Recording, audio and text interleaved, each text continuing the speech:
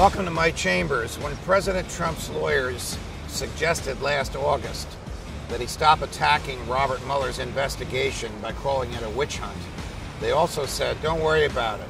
It's not about you and it'll be over by Thanksgiving. Well, we now know that Thanksgiving is over and the investigation is still going on.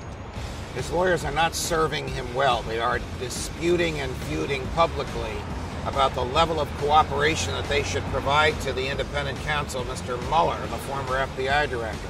Some of the president's lawyers want to give Mueller everything he's asking for, saying Donald Trump has nothing to hide and nothing to fear from the public revelation of truthful information.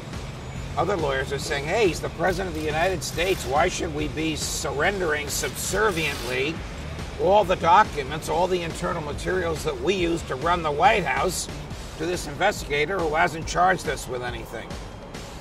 And the dispute between these lawyers is being resolved by General Kelly.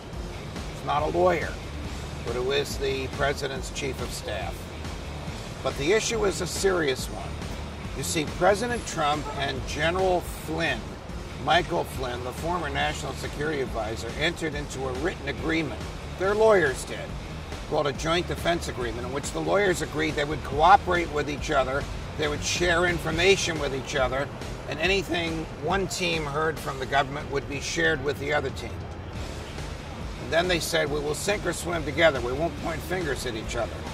Until last Wednesday, after the president had left the White House for the Thanksgiving holiday weekend, which he was spending at his Florida estate, General Flynn's lawyers sent a letter to the White House saying, we're no longer in this agreement because they are talking to Bob Mueller. That is very significant. The general's lawyers are negotiating a deal with the special prosecutor.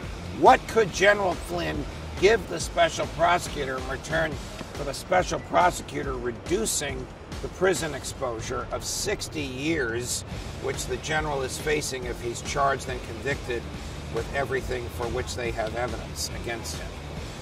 We don't know what the general has. We don't know what he says he has. But he's willing to discuss it with the prosecutor, and that's not good news for the president. None of us should rejoice about this.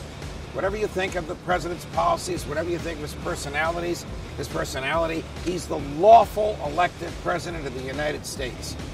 And we all should be concerned when the special prosecutor is getting too close.